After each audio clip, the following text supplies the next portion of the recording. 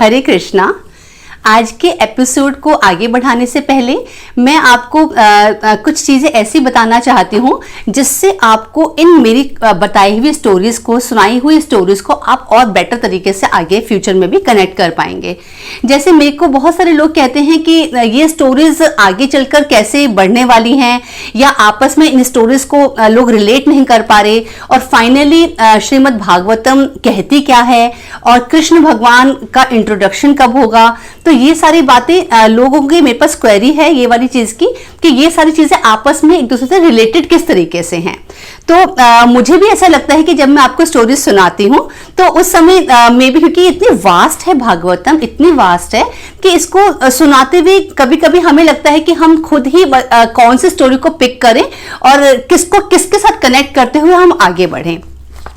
तो जैसे मैंने अभी तक मैंने पूरी भागवतम लिख ली है और ये 1058 पेजेस की भागवतम है, जो जिसको मैंने अराउंड 400 पेजेस के अंदर उसको कन्वर्ट करा हुआ है। तो ये भागवतम के अंदर जो 9 स्कंद है, जो मैंने आपको अपनी फर्स्ट वीडियो में बताया था कि इस भागवतम के अंदर 12 स्कंद है, जिसमें से स्टार्टिंग के जो 9 स्कंद हैं और हर स्कंद के अंदर बहुत सारे चैप्टर्स हैं। जो फर्स्ट 9 स्कंद है उसके अंदर सबसे पहले तो हमारा यूनिवर्स कैसे बना, कैसे ब्रह्मा जी की उत्पत्ति हुई, और उसके बाद फिर मनवंतरों की कहानी, विभिन्न लोकों की कहानी, और नरकों के बारे में है, सूर्य के बारे में है। तो ये सारी चीजें पूरे 9th स्कंद तक ये सब चलती है। और उसके बाद जब ब्रह्मा जी के जो बच्चे हुए और बच्चों के आगे करते करते जो ऋषि मुनियों और ऋषि मुनियों से राजाओं तक का जो वंश चला, कौन कौन से राजा होते चले गए, और ये वंशज के अंदर सूर्यवंशी कौन थे, चंद्रवंशी कैसे बने, फिर कुरुवंशी, भरतवंशी, ये सारे वंशों की कहानियां हैं। तो इन सबको कनेक्ट करते हुए फिर फाइनली हम जब पहुंचते हैं तब फिर यदुवंश आता है, और यदुवंश में भगवान कृष्ण की लीलाएं आती हैं। तो इस प्रकार इस तरीके से 9th स्कंद तक तो ये सब आता है। फिर 10th स्कंद के अंदर भगवान श्री कृष्ण का जन्म होगा। 10th स्कंद के 2 पार्ट्स हैं, जिसके अंदर जो फर्स्ट पार्ट है उसको उत्तरार्ध बोलते हैं, उसको पूर्वार्ध बोलते हैं, और सेकंड पार्ट जो है उसको उत्तरार्ध बोलते हैं। तो जो फर्स्ट पार्ट है उसके अंदर भी अराउंड 50 के अराउंड चैप्टर्स हैं, और सेकंड के अंदर भी ऐसे 40-50 चैप्टर्स हैं। तो फर्स्ट जो पार्ट है 10th स्कंद का, जो फर्स्ट पार्ट है उसके अंदर श्री कृष्ण भगवान के बचपन की लीलाएं हैं। उन्होंने कंस का वध भी बचपन में ही करा था, गोवर्धन को धारण भी उन्होंने बचपन में करा था, और बहुत सारे असुरों का वध उन्होंने बचपन में करा था। उनकी बाल लीलाएं उसी के अंदर हैं। तो ये 10th स्कंद के फर्स्ट पार्ट में है, पूर्वार्ध में है। और उसके बाद जब उत्तरार्ध आता है तो उत्तरार्ध के अंदर श्री कृष्ण भगवान का रुक्मिणी से विवाह, फिर उनके बच्चों की कहानियां, फिर कैसे यदुवंश को उन्होंने, फिर बाद में यदुवंश का कैसे धीरे धीरे उसका यदुवंश समाप्त होता चला गया, राजाओं का सब कुछ क्या हुआ।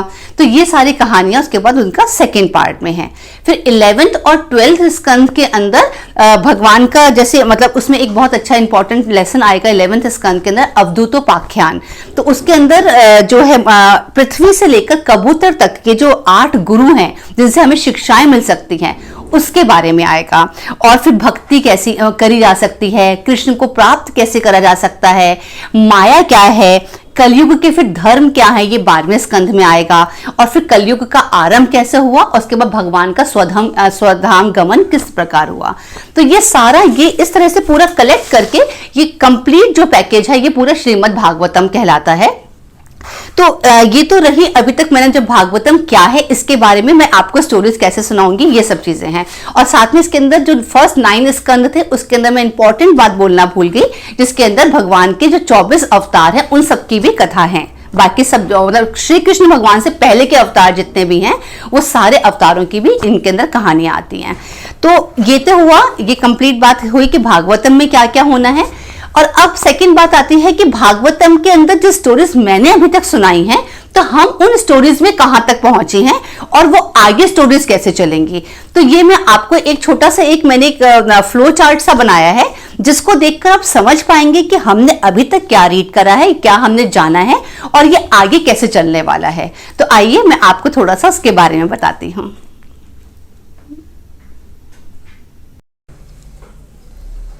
जैसे मैं आपको यहाँ दिखाती हूँ, जैसे हमने शुरुआत करी क्योंकि ब्रह्मा जी की उत्पत्ति हुई है तभी यूनिवर्स बना है। तो ब्रह्मा जी की उत्पत्ति के बाद उनके जो शरीर के विभाजन हुआ, स्वयंभुव मनु और शत्रुपा आए थे। स्वयंभुव मनु और शत्रुपा से उनके 5 बच्चे हुए थे। एक प्रियव्रत था, एक उत्तानपाद था, एक 3 बेटियों में से एक आकुति, एक देवहूति और एक प्रसूति। तो ये इनके 3 बेटियां हैं।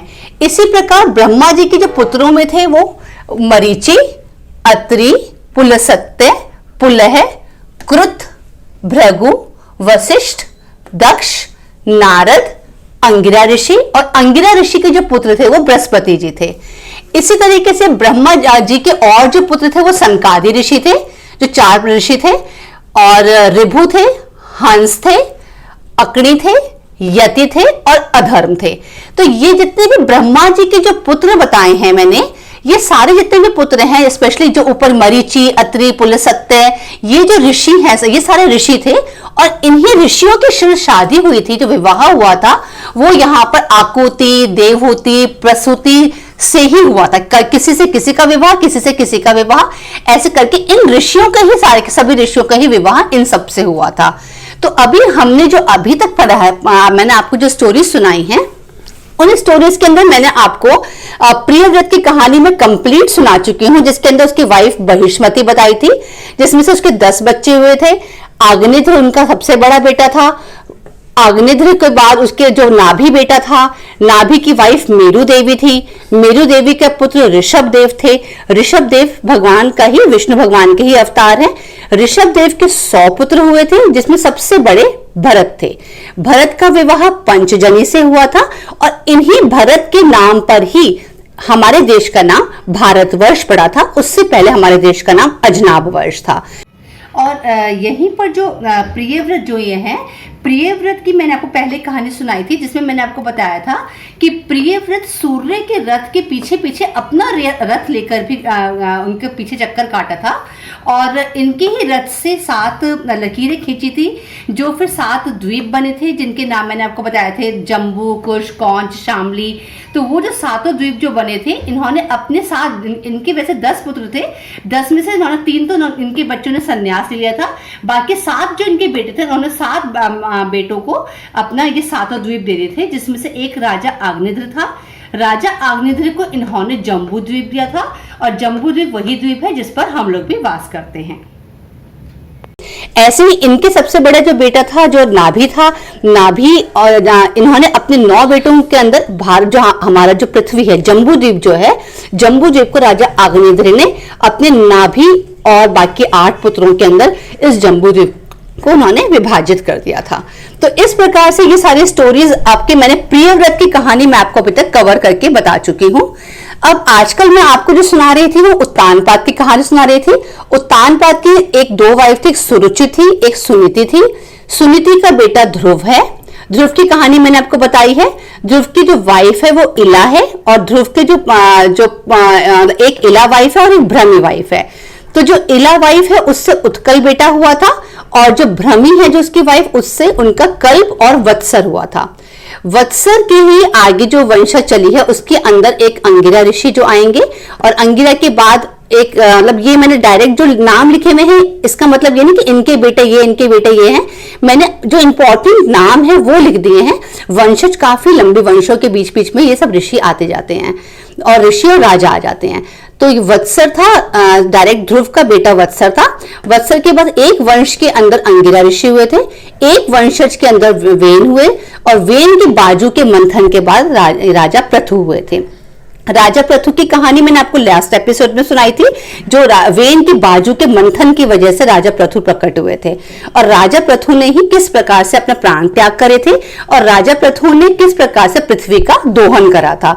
ये सब मैं यहाँ तक मैं आपको अभी तक सुना चुकी हूँ।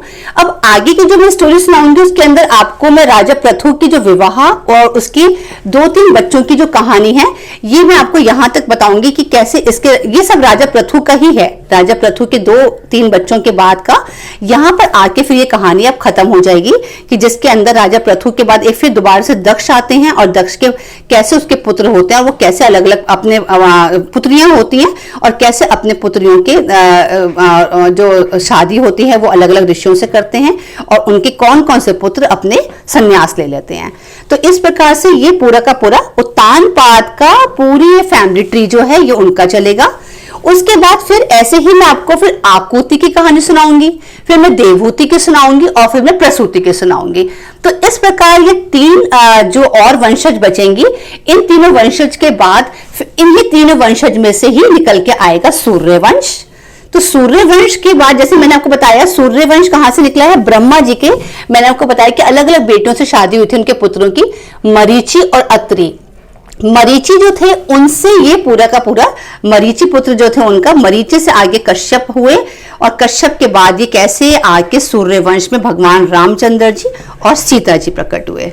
और ऐसे ही यहाँ पर देवहूति और आकुति के बारे में जब आपको मैं बताऊंगी, इनके वंशज के अंदर चंद्रमा आएंगे और चंद्रमा से फिर चंद्रवंश किस प्रकार बनेगा उसके बारे में आपको बताऊंगी। ऐसे ही जहां पर प्रसूति जब आएंगी उनकी बेटी, प्रसूति की शादी दक्ष प्रजापति से हुई थी।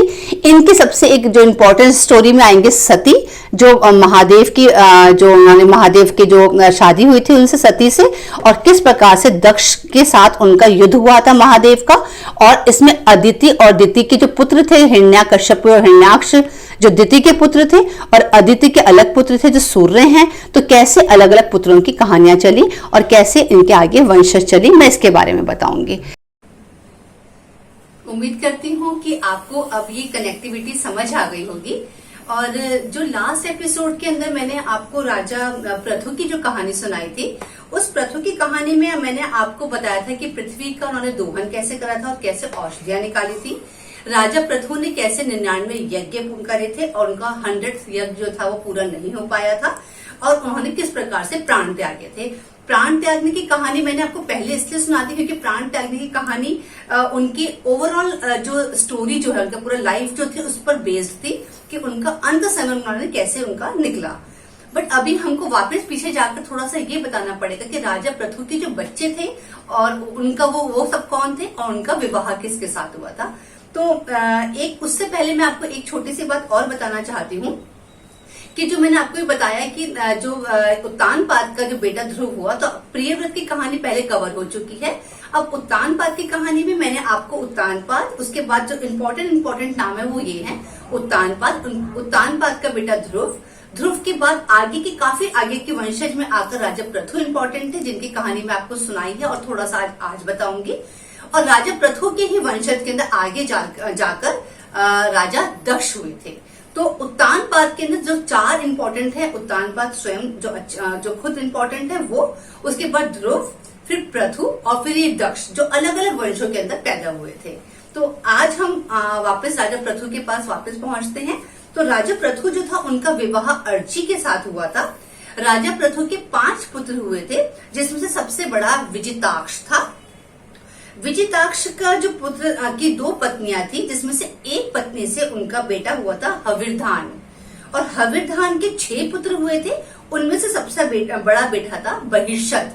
तो बहिष्यत जो था, बहिष्यत के बारे में ये कहा जाता है कि जो बहिष्यत था उसने एक समय में एक स्थान पर इतने यज्ञ किए थे कि सारी भूमि पूर्व की ओर अग्रभाग करके फैलाए हुए कुशों से पट गई थी। मतलब उन्होंने इतने यज्ञ करे थे बहिष्यत ने। बहिष्यत का एक नाम प्राचीन बहिर भी था और नारद जी ने प्राचीन बहिर को एक पुरंजन पाख्यान सुनाया था। ये पुरंजन पाख्यान एक बहुत ही इंटरेस्टिंग स्टोरी है और काफी इलेबोरेट स्टोरी है। तो अभी मैं आपको उतना इलेबोरेट स्टोरी नहीं समझा सकती, नहीं बता पाऊंगी। तो उसके हम अभी सिर्फ इतना डिस्कस करेंगे कि उस स्टोरी का तात्पर्य क्या है, उसके अंदर नारद जी प्राचीन बहिर को क्या समझाना चाहते हैं जिससे हमें भी क्या शिक्षा मिल सकती है। तो इसके अंदर पुरंजन जो था एक उसको पुरुष की तरह से इंट्रोड्यूस करा गया था, मगर पुरंजन और एक उसका साथी था, उसका साथी का नाम था अविज्ञात। तो पुरंजन और अविज्ञात एक वास्तव में हंस का जोड़ा बताया गया है, जो बाद में पुरंजन एक पुरुष के रूप धारण कर लेता है। और जो पुरुष के रूप में रूप धारण करने के बाद जो वो था पुरंजन जो था वो इस जो राजा की तरह से बन जाता है और भोग विलास में बहुत अपना जीवन व्यतीत करता है। वो इतना भोग विलासी हो जाता है कि वो स्त्री के साथ गमन करता है और अपना सारा जीवन स्त्री के प्रेम में ही लगा देता है और स्त्री पुत्र पुत्री के विषय में याद कर करके ही अपने आखिर में प्राण त्यागता है। तो और उसे इस वजह से उसका अपना अगला जन्म जो होता है वो स्त्री का ही मिलता है। तो आप जब श्रीमद् भागवतम सुनते हैं या कहीं पढ़ते हैं तो आपको पुरंजन पाख्यान की जो स्टोरी मिलेगी वो बहुत डिटेल और बहुत इंटरेस्टिंग स्टोरी मिलेगी, जो मैं आपको रिकमेंड करूंगी आप जरूर सुनिए, जरूर पढ़िएगा। इसके बाद जो पुरंजन पाख्यान जो बहिष्यद ने सुनाया था, इसके बाद जो अब नेक्स्ट स्टोरीज है उसके अंदर बहुत ही जल्दी अब नेक्स्ट एपिसोड के अंदर राजा दक्ष की कहानी आएगी। ये वही राजा दक्ष हैं जो उनका जो पहले एक जन्म के अंदर वो जो उनकी जो बेटी थी सती उसके साथ महादेव जी का विवाह हुआ था। तो उनका और इस जन्म में जो दक्ष हैं उनकी कहानी आपस में कैसे कनेक्टेड है ये अब मैं आपको अपने नेक्स्ट एपिसोड में बताऊंगी। उम्मीद करती हूँ कि आपको ये सारी बातें अच्छे से समझ आई होंगी। नेक्स्ट एपिसोड में मिलती हूँ, तब तक के लिए हरे कृष्णा।